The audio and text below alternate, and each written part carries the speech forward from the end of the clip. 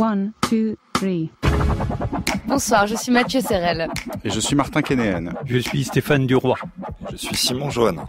Stéphane Duroy, après avoir photographié le chaos européen, le mauvais rêve américain, vous épuisez l'image à coups de peinture et de collage dans une exposition et un livre.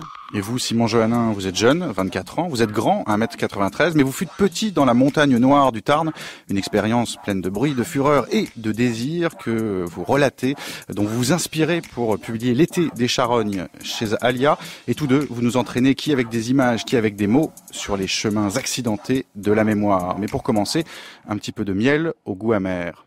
Ping-pong. La culture sans limite.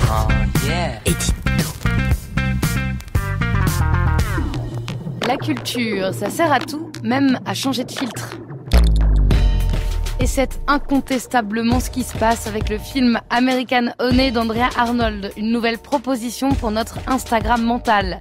Instagram, vous savez, cette application, réseau social dédié aux photos, est célèbre pour les filtres tellement utilisés qu'ils semblent avoir donné leur couleur aux années 2010.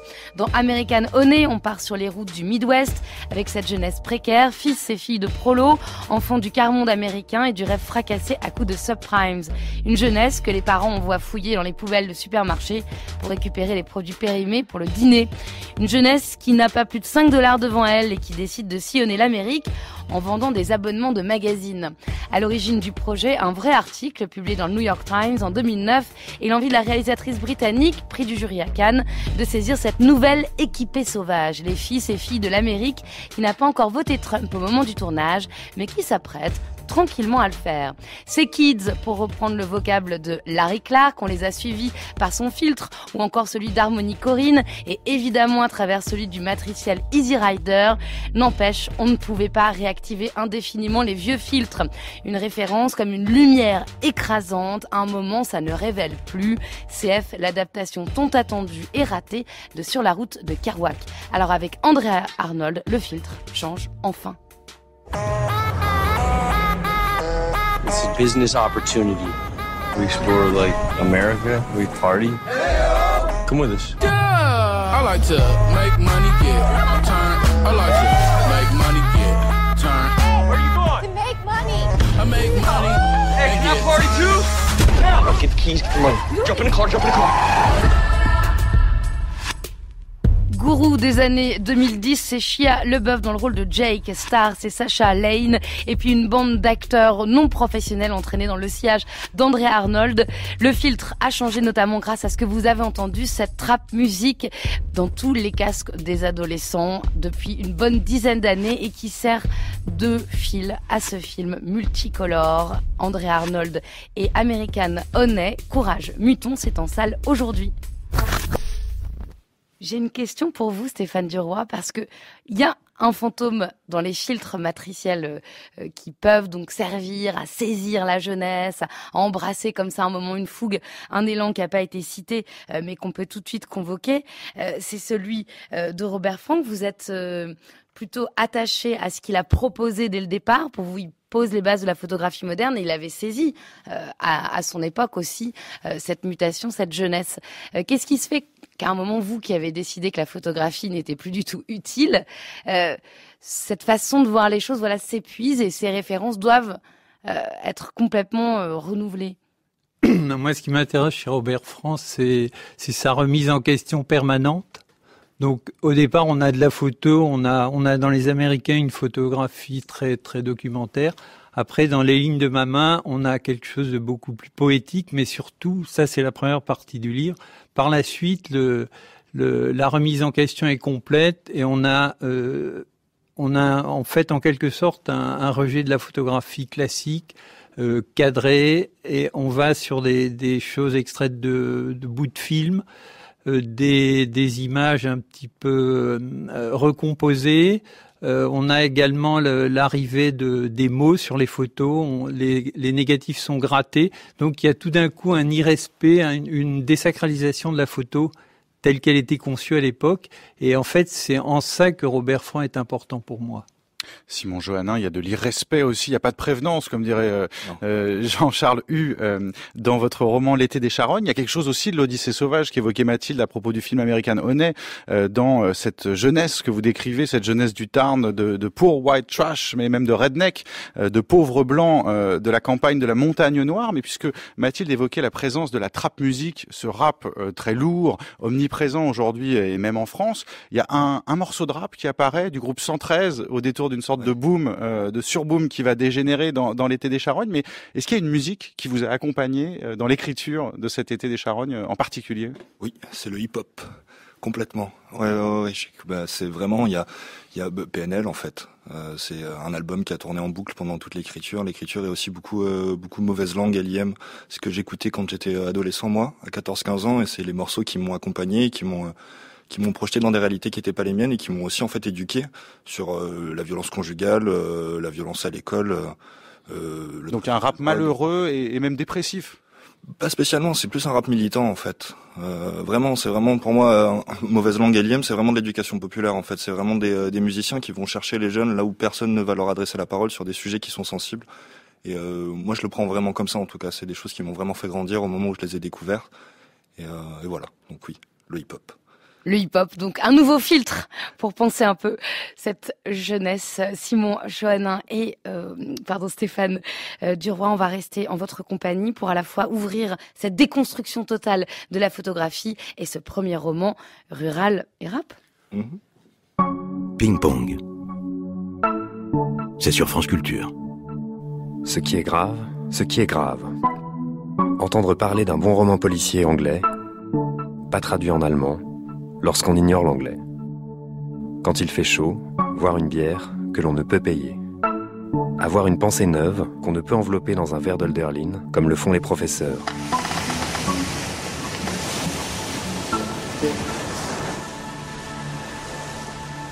La nuit, en voyage, entendre déferler la vague et se dire qu'elle ne cesse jamais. Très grave, être invité, lorsque chez soi les pièces sont plus tranquilles, le café meilleur et la conversation pas nécessaire.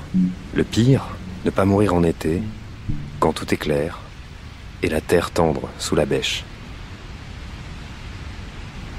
Les mots d'un poète pour entrer dans vos images, dans l'exposition qui vous est consacrée, Stéphane Duroy, au Bal à Paris jusqu'au 9 avril, cette exposition Again and Again.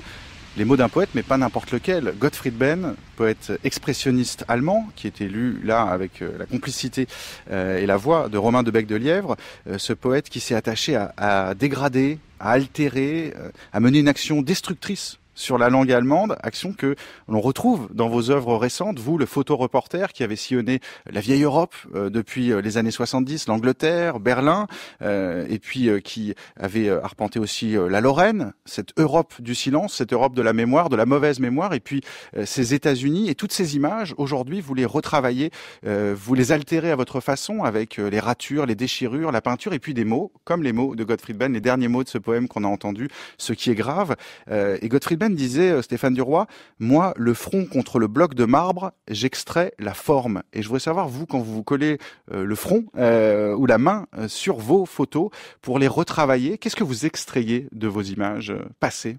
En fait, le processus, c'est on a tout d'abord la photographie qui finalement est un objet lisse, qui est un objet qui émet un message, peut-être deux maximum. Et moi, ce qui m'intéresse, c'est d'aller voir ce qu'il y a derrière. Ce que j'avais dans la tête quand j'ai fait cette photo, tous les degrés d'émotion, tous les degrés de critique, de mal-être. Et c'est en fait ça le point de ce travail que je fais, qui est un travail sans fin, c'est exactement ça. Et l'image avec les mots de Gottfried Benn, alors justement, pourquoi vous y avez accolé ces mots-là? Quelle est l'image? C'est, je crois, une naissance. Je crois que c'est ça. Parce que la naissance, d'abord, Gottfried Benn était un médecin, gynécologue. Il a travaillé dans des conditions très dures à l'époque, puisqu'on était en plein pendant la Deuxième Guerre mondiale. Il a des poèmes qui sont absolument effrayants, comme Morgue, par exemple.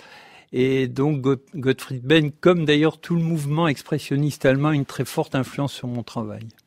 Il y a des citations de Brecht aussi dans les correspondances à l'exilé Walter Benjamin. Des empires s'écroulent, les chefs de bande paradent en jouant les hommes d'État, les peuples disparaissent, invisibles sous les armements. Et puis, quelque chose aussi qui a retenu mon attention dans les textes. Ils sont rares et donc ils sont extrêmement bien choisis, il faut le rappeler, Stéphane Dura. Donc forcément, c'est des pistes sur lesquelles on a envie de se pencher dans ces recompositions photographiques que vous faites. Il y a donc une correspondance, une conversation entre Kafka et Gustave Janouch avec cette idée du retour de la nature avant la Révolution, d'un retour à l'animal comme un signe des temps, comme ça s'était passé donc avec Rousseau avant 1789 et qui revient. Et donc voilà, qu'est-ce qui vous parle aujourd'hui dans ce retour de l'animal dans notre société, dans notre bascule à nous? Je pense une immense peur de tous les gens une peur qui est justifiée par le passé qui est quand même très proche de nous, qui est le XXe siècle, sur lequel j'ai beaucoup travaillé. Et donc cette immense frayeur, c'est, je pense, également une très grande culpabilité par le désaccord qu'il y a entre les différents groupes humains. Et je pense que excusez-moi, je trouve plus mes mots, ça arrive. Et vous pensez en direct, on oui, écoute. J'y arrive pas à votre penser cerveau. En direct, en fait, c'est ça, mon cerveau est étroit. Mais donc, en tout cas, si on s'accroche au texte, c'est ce qu'il faut faire dans ces cas-là. On a donc cette idée d'une nostalgie d'une vie libre et naturelle.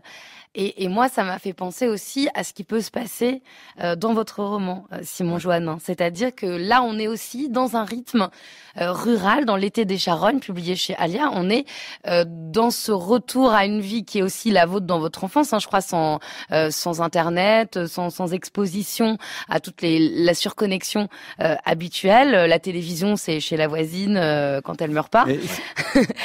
Oui.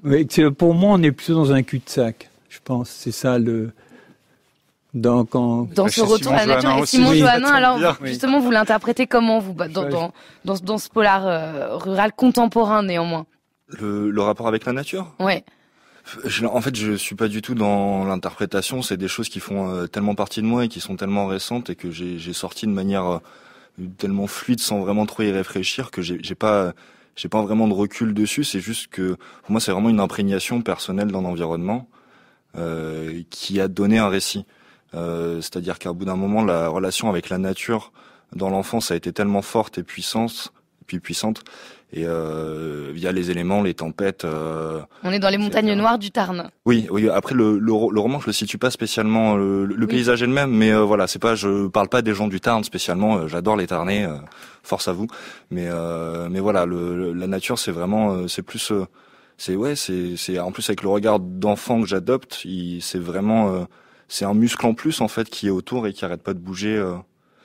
Je sais pas si je réponds bien à votre question. Vous parlez de votre nature en tout cas, ouais, absolument. Mais Stéphane Duroy, ce qui est intéressant, c'est que dans l'été des Charognes de Simon Joannin, par exemple, il décrit de façon très précise comment on tue le cochon pour faire les saucisses. On est dans le geste très souvent dans son écriture, et j'aimerais qu'on soit dans le geste avec vous aussi, c'est-à-dire dans le geste que on peut dire que d'une certaine façon, à la façon des personnages de Simon Joannin, vous écarissez vos photographies. Comment est-ce que vous travaillez justement la déchirure de vos images et la recomposition? Au tout départ, déjà, moi, je travaille par élimination dans mon travail, donc la cassure, la destruction, ça fait partie de mon processus. Donc après, par rapport aux photographies, Vous voulez dire sur la planche contact, on a cette image de la photo entourée en rouge? Non, oui, au moment de la prise de vue, il y a énormément il y a très peu de photos réalisées. Ensuite, au moment sur la planche contact, il y a beaucoup de choses qui sont détruites, tout simplement. Mais vraiment détruite, le négatif disparaît. Et après, ce qui reste, je fais un tirage, et de ce tirage, je fais un livre, et de ce livre, je fais une transformation. On peut en savoir justement sur cet acte et destructeur, créateur de transformation. Ah oui, c'est très physique. On vous voit accroché quand on regarde la petite vidéo de l'exposition qui a lieu en ce moment au Bal à Paris. On vous voit accroché, vraiment vous montez sur vos tirages pour y badigeonner de la peinture à pleine main. Oui, ça c'est le troisième stade, parce qu'il y a le premier stade, donc il y a la photographie, ensuite la transformation du livre. avec toutes les actions diverses et variées, le déchirement, l'arrachement, tout ce que vous voulez. Et après, on a une troisième stade qui est le mur. Et ça, c'est nouveau pour moi. Voilà, donc après, je ne sais pas, on verra, ce sera peut-être la rue. Ça se passe dans l'œil des regardeurs et des regardeuses. Non, ça, je le fais tout seul. On va écouter une autre entreprise d'épuisement et de destruction. Il nous faut considérer qu'une œuvre d'art peut en détruire une autre. Pour s'en convaincre, réfléchissons aux styles picturaux. À la manière dont la peinture académique a succédé à l'impressionnisme, elle-même détrônée par l'abstraction, etc. Chaque courant artistique est né de l'impérieuse volonté de réagir contre l'esthétique en cours prédominante. En règle générale, et par une sorte d'immunité naturelle envers soi, constamment l'art se dresse contre lui-même. Il ne semble pouvoir exister que par sa propre négation. Soumis à son autodestruction, à ce vouloir le mal, paradoxalement, il procure le bien. Mais comme nous l'avons vu précédemment, l'autodestruction a toujours été le but le plus intime, le plus sublime de l'art, dont la vanité devient alors perceptible. Car, quelle que soit la force de l'attaque, et quand bien même il sera parvenu à ses limites, l'art survivra à ses ruines. Anselm Kiefer, c'est une leçon inaugurale au Collège de France. L'art survivra à ses ruines, diffusée le 2 décembre 2010. C'est quelqu'un qui est extrêmement blessé par l'histoire de l'Allemagne, qui a en commun avec vous, Stéphane Duroy, de travailler sur ce chaos de l'Europe dont elle se relève pas.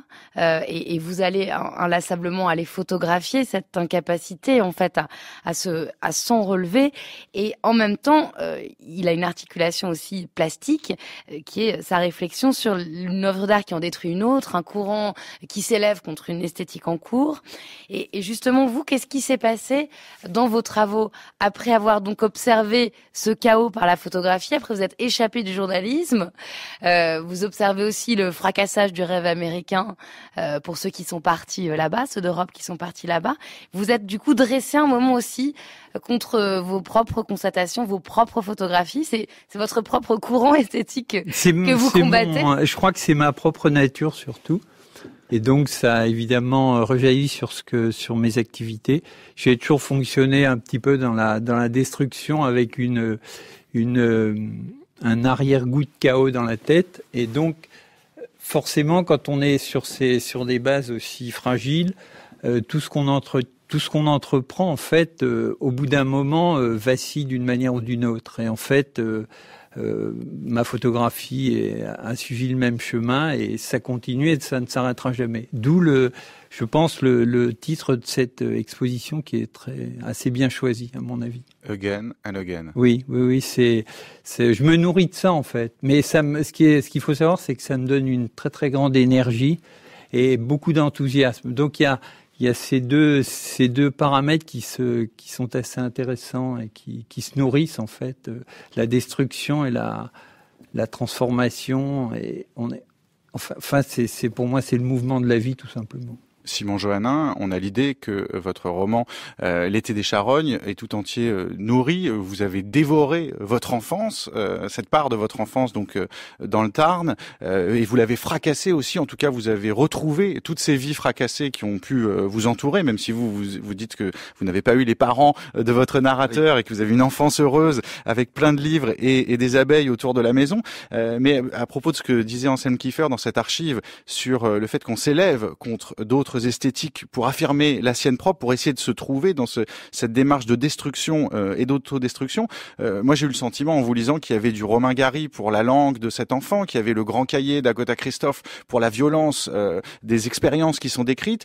Parfois, on est même dans des scènes de bagarre, dans des films coréens. Je voudrais savoir justement contre quelle nourriture terrestre dont vous êtes nourri, vous vous êtes ensuite opposé, affronté pour écrire L'été des charognes. Il y a plusieurs choses, je pense. Mais déjà, c'est le rapport au monde adulte, l'entrée dans le monde adulte. J'avais envie vraiment et puis la littérature d'une manière générale. En fait, j'avais envie de malmener un peu un peu ça, et un peu comment les adultes utilisent aussi la littérature. Pour moi, c'est un roman d'enfant quelque part aussi. Je me sens pas si vieux que ça. Mais voilà. Vous avez 24 ans. Ouais, j'ai 24 ans. Ni 20, ni 23, c'est 24. Mais voilà, c'était vraiment l'idée de mettre un petit peu un coup de tête au monde adulte et de dire j'arrive, attention, je suis pas tout seul. Et oui, c'est histoire d'apporter quelque chose de vraiment neuf aussi, qui est propre, avec des codes qui appartiennent à ma génération, qu'on a inventé, qu'on s'est passé, etc., qui viennent d'autres choses, mais voilà. C'est quoi ces codes ? C'est beaucoup de jeux de langage, en tout cas dans le livre, une vulgarité qui est complètement exacerbée et qui l'est tellement qu'elle dit des choses qui sont très vraies en fait pour moi. Cette manière on le voit, hein, je me souviens, j'ai des souvenirs de vulgarité de mon adolescence qui sont complètement effarants, mais qui au fond traduisent une vraie énergie et qui ont vraiment du sens en fait, qui sont pas utilisés pour rien, qui sont des fois utilisés à défaut d'autres mots qu'on n'a pas encore acquis, mais qui en tout cas sont des signes adressés au monde des adultes. Qui confine à la poésie. Oui, je trouve que dans votre livre, il y a beaucoup de ressemblances avec Mort à crédit, Céline, ouais. Et les 400 coups. Ouais. Je trouve qu'il y a, c'est un joli carambolage. Ouais, 400 coups trash, ouais. Il y a une différence, on va dire de peut-être 50, 60 ans. Et en fait, on retrouve exactement la même structure, ouais. En fait, les mêmes frustrations, la même tristesse, le même accablement, en fait. J'ai retrouvé ça. Et le même humour aussi. Ouais. Très cru, très... Ouais, pour Céline, c'était... moi, en tout cas, la découverte de Céline, ça a été une grande découverte. Oui, j'imagine. Ouais. C'est vraiment un des auteurs qui m'a fait dire, OK, là, il y a un champ de liberté qui est quand même assez extraordinaire. Et peut-être ça serait intéressant d'aller y faire un tour. Et oui, et puis il y a pareil, oui, c'est effectivement c'est hyper actuel dans le regard en fait posé sur le monde autour. Moi, j'avais vraiment l'impression c'est un monde que je ne connais pas, que je n'ai pas connu, qui est décrit dans ces livres, mais la manière, en fait, le regard, le point de vue qui est posé sur la réalité, je me sens assez proche de ça à certains égards. Ouais. On parlait tout à l'heure de Robert Frank comme l'un de vos maîtres et maîtres de la photographie moderne au départ, Stéphane Duroy, donc Rolling Stones, les Beatles et donc ce livre culte The Americans. Donc il y a des figures tutélaires contre lesquelles on se dresse, des esthétiques dominantes qu'on bouscule ensuite mais qui nous nourrissent. J'ai l'impression, je disais, que vous êtes dressé contre votre propre esthétique et aussi contre vos propres modèles. C'est-à-dire que quand on regarde les photographies, on a un coup de griffure, une peinture rouge sang sur une photo qui voisine une photo de l'Irlande. Vous avez été connu pour ces Sunday Bloody Sunday que vous avez si bien su saisir. Vous allez taguer subprime sur des maisons abandonnées avec un collage d'indices de taux de change à côté. Le papier peint, il est éclaté un petit peu aussi comme chez Truman Capote, quoi. Il y a un côté de sang-froid. Ça s'est mal passé dans cette maison. Et je voulais savoir pourquoi aussi vous en voulez comme ça ces modèles, ce monde que vous avez saisi jusqu'ici. Pourquoi vous voulez plus aller les voir, quoi? Parce que je les trouve pauvres. Je pense qu'on peut aller beaucoup plus loin. Et j'espère que j'ai réussi avec tout ce travail de destruction sur mes livres, qui en fait est tout un travail de reconstruction assez complexe qui va me traîner pendant plusieurs années, parce que je suis traîné par ce phénomène. Je fais ça avec un très grand plaisir, intellectuellement c'est extrêmement intéressant. Donc je sais pas où je vais aller, mais je vais aller certainement quelque part où les choses sont beaucoup plus intéressantes. Le monde d'aujourd'hui, vous voulez pas tenter de le saisir vous l'attrapez comme ça, hein, par le collage, par le craquement, par l'arrachage. Mais les gens à l'extérieur. Je continue à photographier, mais dans certaines conditions. Et je continue à photographier notamment l'humain dans ces moments les plus tragiques. Donc ça, c'est toujours une production qui existe et qui évidemment alimentera ces nouveaux processus. C'est tout un ensemble en fait. C'est assez complexe, mais c'est passionnant. Oui, et retravailler vos images, c'est peut-être justement une façon.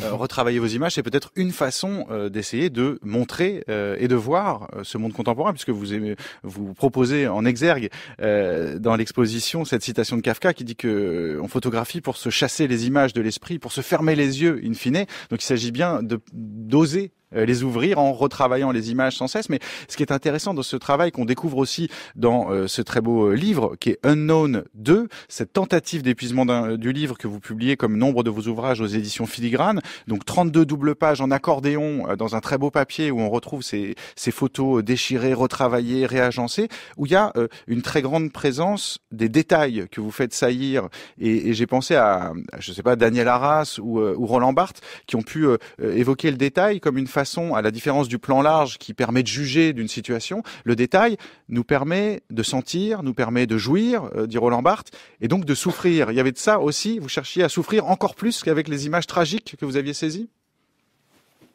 Non, c'est pas vraiment une souffrance, c'est pour aller plus loin intellectuellement, parce que en fait, il y a aucune limite. Ce que j'ai dans la tête, je n'en connais pas le volume. En fait, chaque fois que je fais un nouveau livre, je découvre de nouvelles directions, et c'est ça qui est passionnant. Ce que je n'avais pas en photographie. Donc, j'ai toujours un grand plaisir à faire des photographies, mais ça, c'est vraiment je ne suis pas satisfait en fait. Je dois aller beaucoup plus loin. 1, 2, 3. Vous écoutez Ping Pong sur France Culture, l'émission qui a plaisir à se passionner de la complexité du monde. Se vouloir le mal, paradoxalement, procure le bien, nous disait il y a quelques minutes Anselm Kiefer. Vous restez avec nous, Stéphane Duroy, pour continuer à déchirer et à détruire, mais surtout pas le livre de Simon Jolin, dans lequel on va enfin rentrer l'été des charognes, publié chez Alia. Ping Pong. La culture sans limite. À présent, et avant de nous perdre sur les chemins caillouteux qui ne mènent nulle part, c'est-à-dire dans la montagne de Simon Johannin, eh bien c'est la chanteuse Maude Octaline qui nous invite dans sa cabane en Champagne, la Champagne Crayeuse, une cabane dont on ne sait si c'est une cabane de chantier, une grotte miraculeuse, une cage aux fauves, un boudoir ou le bivouac d'une aventurière. C'est que Maude Octaline a tôt rencontré la Vierge Marie grâce à sa grand-mère, mais elle est aussi rémoise, comme ce diable de Georges Bataille et comme la bande extralucide du Grand Jeu. Alors il y a dans ces ritournelles des orgues et des inspirations aux accents mystiques façon Sainte Thérèse, mais aussi de la chair et du sexe tout cru. Dans une langue rose, candide et dessalée, il y a des truites sauvages, des chevaux fous et des bulldozers. De ma cabane, Maude Octaline en solo dans Ping Pong sur France Culture.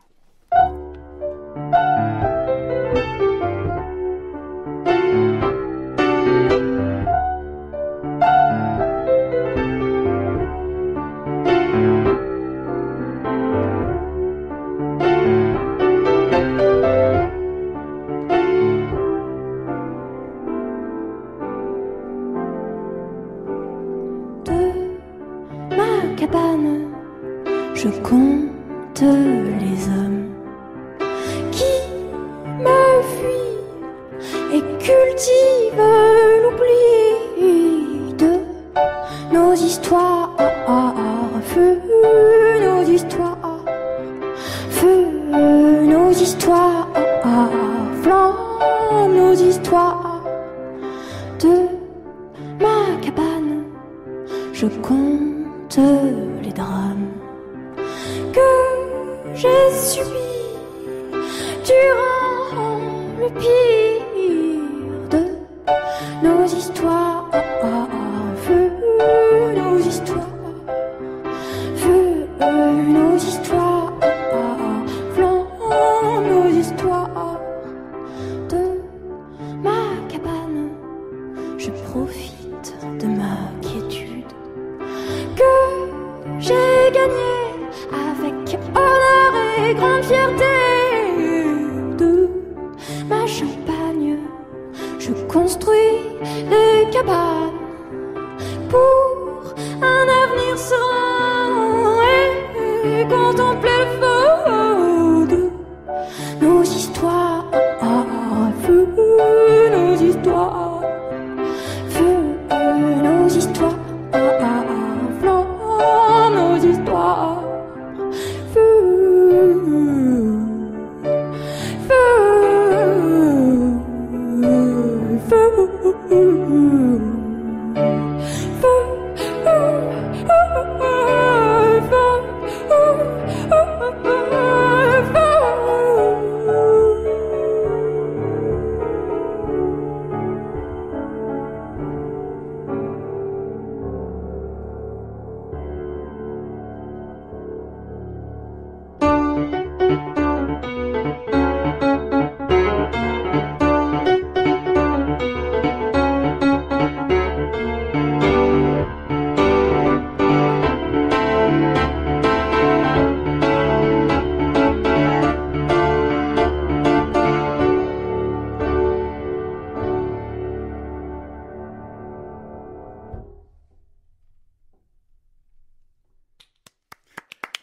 de ma cabane, extrait de l'album, du nouvel album de Maud Octaline, En terrain tendre. Alors apparemment on peut le lire de toutes les façons, en terre, un tendre, avec la pioche sur l'épaule comme elle pose fièrement sur la pochette de son nouvel album, ou alors on est sur la carte de tendre de Maud Octaline, En terrain tendre, donc un album paru sous le label La Souterraine. Maud Octaline sera en concert pour les amoureux et pour tous ceux qui sont seuls aussi, le 14 février en pleine Saint-Valentin.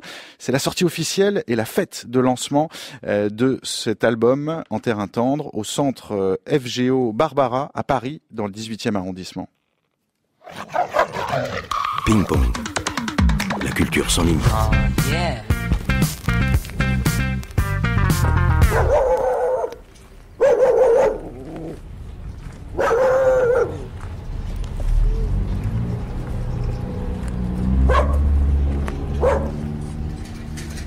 Après le coup des charognes, on s'ennuyait pas mal.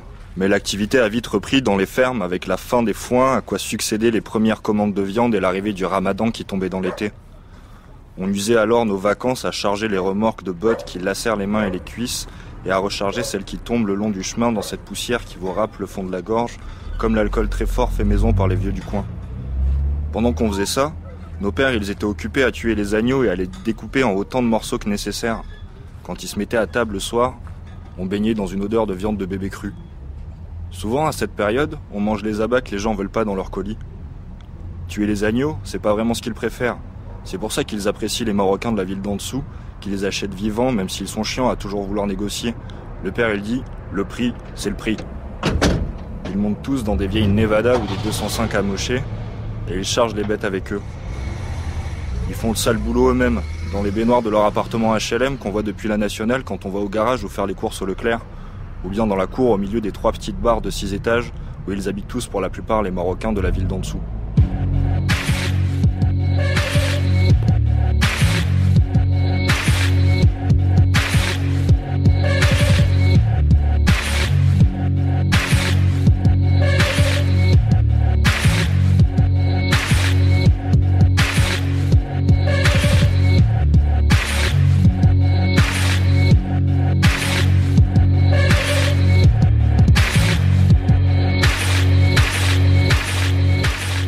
Nous sommes à La Fourrière, et La Fourrière, c'est nulle part. Il y a 3 maisons, celle du narrateur, celle de Jonas et sa famille, et celle de la grosse conne, celle qui avait voulu tuer le chat, et du coup, on a tué son chien, celui que vous avez entendu crier au début de cette lecture. Votre premier roman, Simon Joannin, est publié aux éditions Alia. On était parmi les premières pages, donc avec le meurtre de ce chien à 3 pattes, famélique, diabolique. On a parlé un petit peu de ce contexte qui ressemble au paysage des montagnes noires du Tarn dans lequel vous avez grandi, mais surtout dans cet extrait où il y a 3 arêtes qui sont assez présentes dans le roman. On a à la fois le rythme de cette vie rurale, qui est pas du tout, je veux dire, celui qu'on peut avoir dans la description des jeunesses contemporaines. C'est un pouls qu'on n'entend pas d'habitude. Il y a aussi cette présence des Marocains de la ville d'à côté. Alors on sait pas trop qui c'est. Et d'ailleurs, on en parlera un petit peu plus tard, c'est un racisme finalement, une violence qui impacte la mentalité des enfants malgré eux. En fait, ils en sont totalement préservés. Ils jouent même à des jeux avec des blagues racistes sans savoir ce que c'est qu'un arabe. Et puis, il y a cette 3e arête qui est ma favorite, qui est un petit peu celle qui sent, c'est-à-dire l'odeur. Ouais. J'ai l'impression dans un monde ultra hygiéniste où plus personne ne s'autorise à la moindre auréole et à la moindre odeur, que vous avez ramené de l'odeur dans la littérature. On a entendu l'odeur de viande de bébé cru à l'instant, mais évidemment la charogne qui trône sur le titre, gelée de mort, ça pue pas mal, moi-même je pue et je peux le sentir, ça pue le rance, ça pue la mort, ça pue la vieille transpiration, ça sent le pot de chambre. En quoi c'est aussi un roman sur les odeurs, quoi, une variation et sur celle qu'on veut pas trop sentir aussi aujourd'hui. Ouais, bah encore une fois, c'était l'idée, c'est pas du tout de faire de la provocation. C'est des odeurs. Les odeurs que je décris, c'est des odeurs que j'ai senties. Hein. J'ai des tas de souvenirs d'enfance, voilà, dans les fermes à côté de chez moi où d'un coup il y a un cadavre d'animal. Alors voilà, ça pue. Du coup, on l'enterre pour que ça pue moins. Et c'est des choses qui sont vraiment partie prenante de la vie quotidienne. Et puis ensuite, je sais pas ce que je voulais dire. Oui, le fait de les avoir ramenés dans le livre comme ça et de manière aussi présente, c'était pour en fait encore plus accentuer l'étouffement que l'environnement donne en fait à l'enfance et comment les odeurs sont une violence en fait en plus de l'environnement auquel on ne peut pas échapper, et puis aussi pour les légitimer un petit peu parce qu'elles existent et qu'elles font partie de la vie quotidienne de tout un chacun, et voilà, ça faisait partie du prisme de l'enfance qui est un peu sans concession que j'ai pris et qui assume tout ce qui se passe. C'est pas les Madeleines, là, hein? Non, non. Mais on est dans une prise de parole qui est presque politique à cet égard, Simon Johannin, avec une image de la France qui pue, qui est celle des usines aussi que traverse de bon matin votre narrateur avec Jonas quand ils vont au collège, dans le quart de ramassage scolaire. Ouais, c'est mais qui pue, oui, la France qui pue, on peut dire ça, mais en même temps, y a quoi sous les odeurs et pourquoi ça pue à des endroits et pourquoi ça. Il y a des hommes et des femmes qui travaillent dur. Ouais. Voilà. Stéphane Duroy, il y a des odeurs dans vos photographies?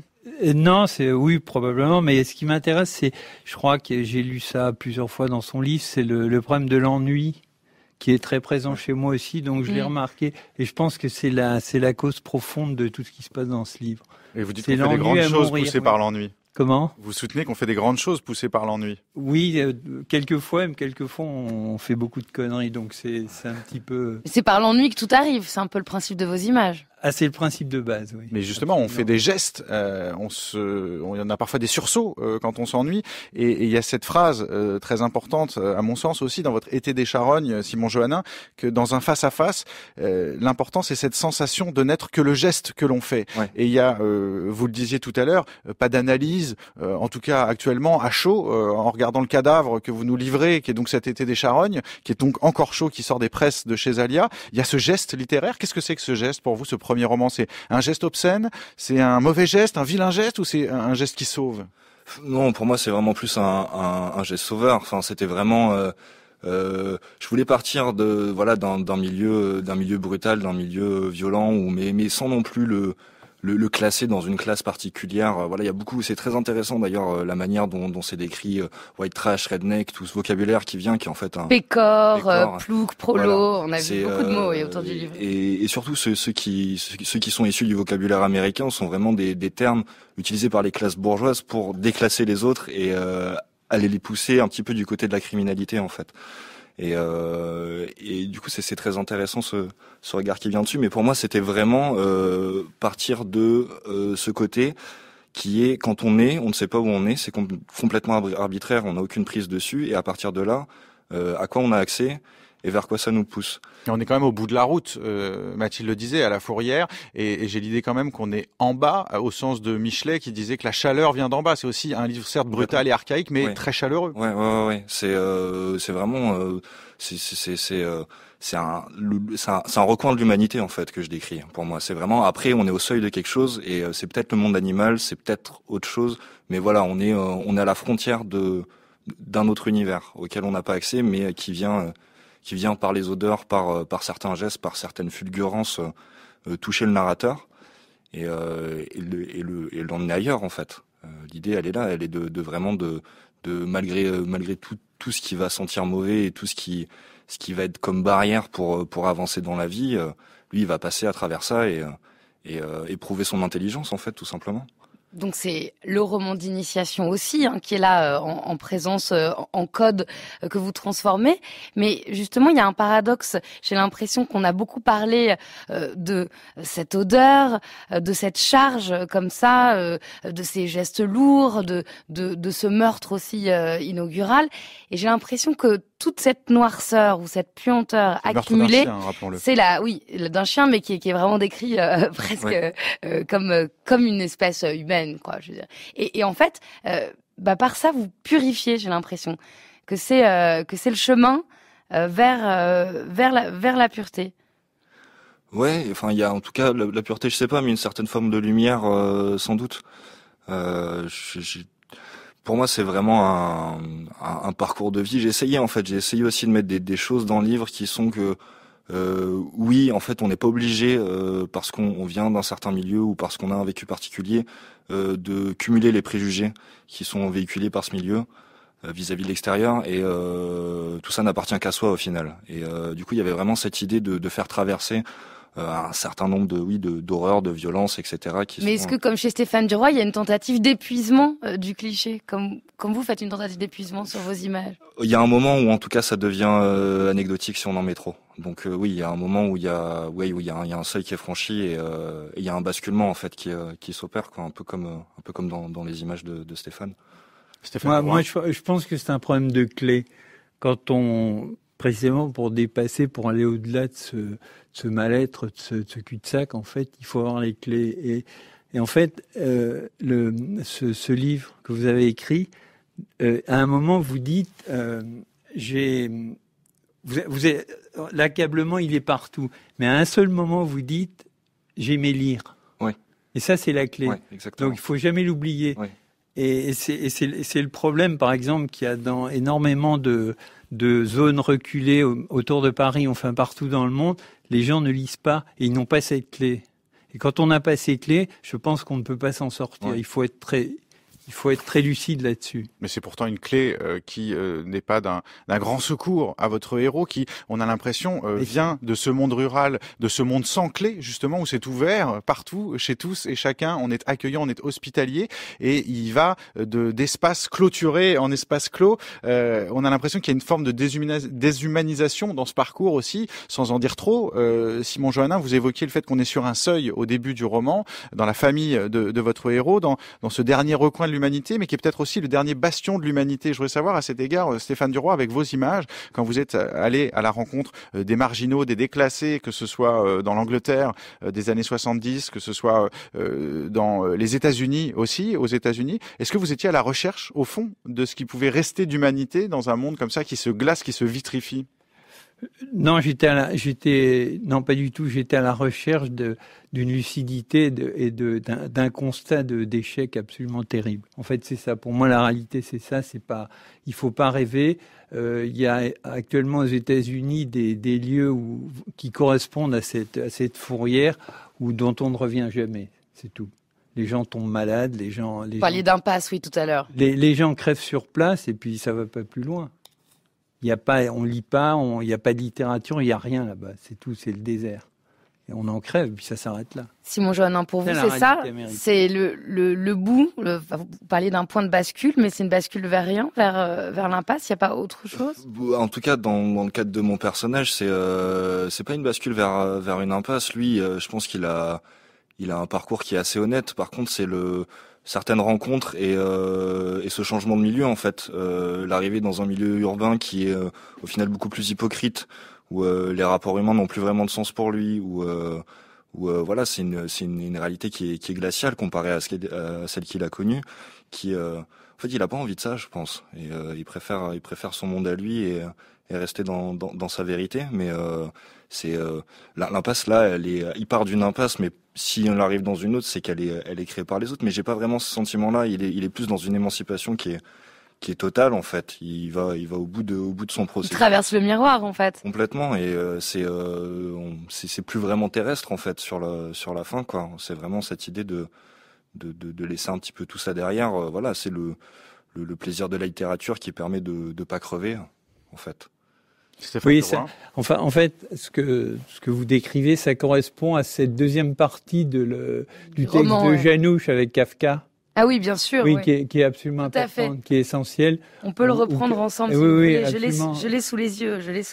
C'est la réponse de Kafka à Janouch, en fait. Absolument. Parce qu'on a parlé de l'analyse. Où les hommes ont peur de leur liberté, se recréer leur prison, c'est tout. Et on est en plein dedans. Ouais. C'est un monde de modes d'emploi, de formulaires, de prospectus où les gens ont peur de leur liberté. Ouais. Et oui, et on recrée tout ça et on est pratiquement tous dans cette logique. Donc on s'étouffe dans les barreaux qu'on a bricolés soi-même. Absolument, oui. Et quand on a une sensation de la liberté, c'est vrai que ça fait toujours très peur. Ouais.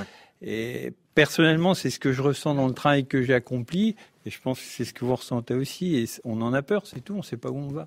Ça, c'est la règle. Si on vient justement à ce geste inaugural qu'on évoquait avec Mathilde et que vous ne nous avez pas lu, il faudra acheter et découvrir et vous lire. Donc lire L'été des charognes, Simon Johannin, pour découvrir cette scène où on crève un chien d'emblée dans cette ferme.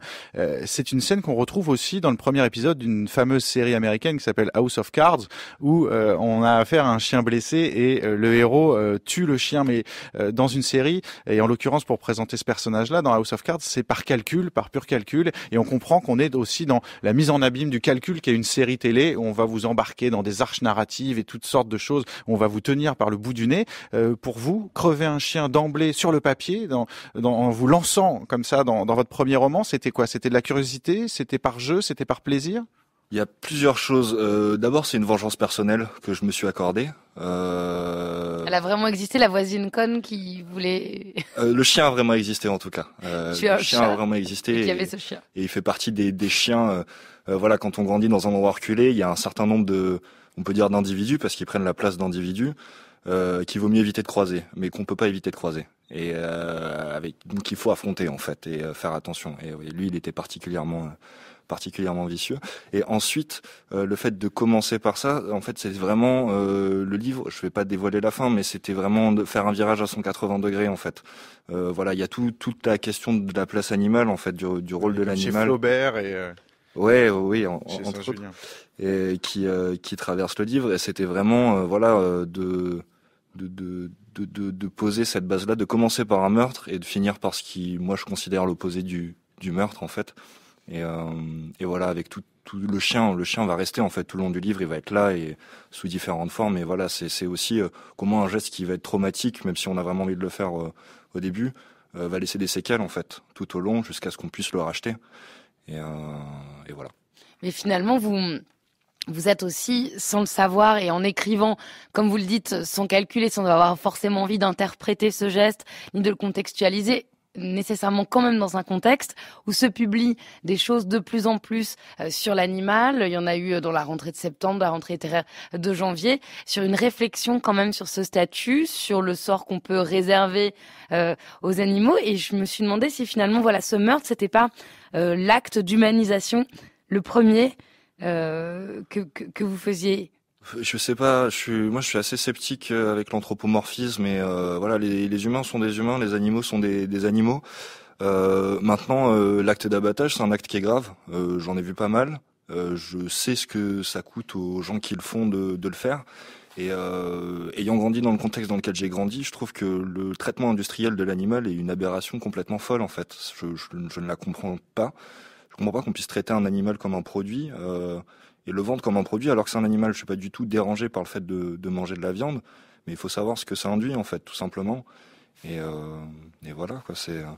Après, c'est pas une, en tout cas dans le regard de l'enfant, oui, il y a ce rapport d'égalité, sans que ce soit un humain, mais c'est vraiment un meurtre, comme vous le disiez tout à l'heure. Voilà, il y a l'idée de tuer un être à part entière.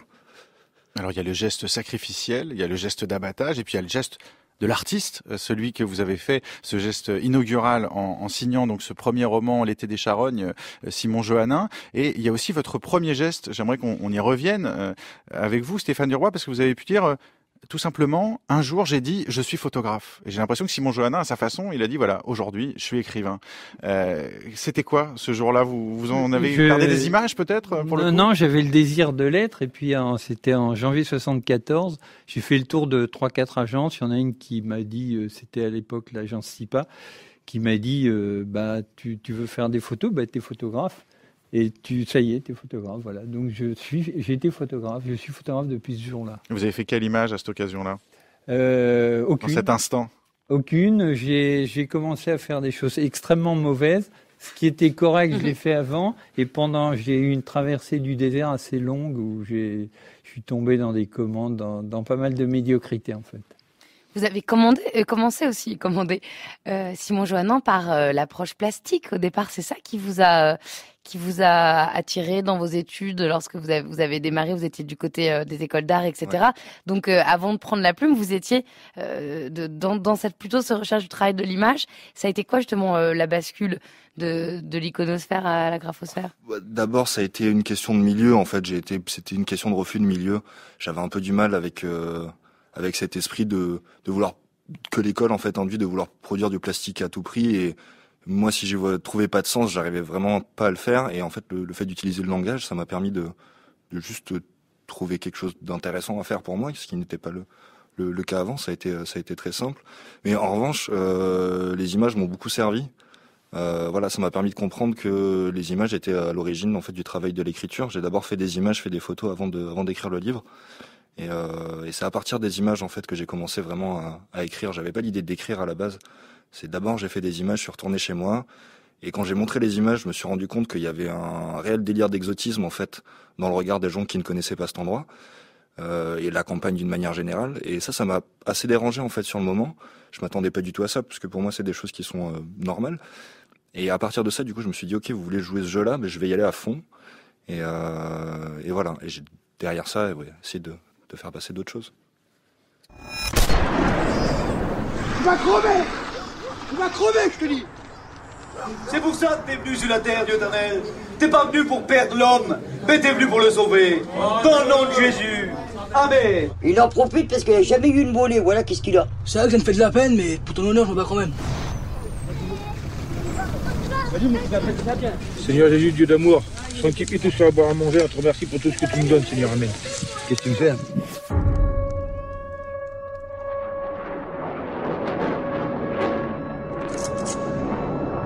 Le BM, t'as été chercher le BM? Quel BM? C'est terminé, mon frère. Moi, je ne jouerai plus.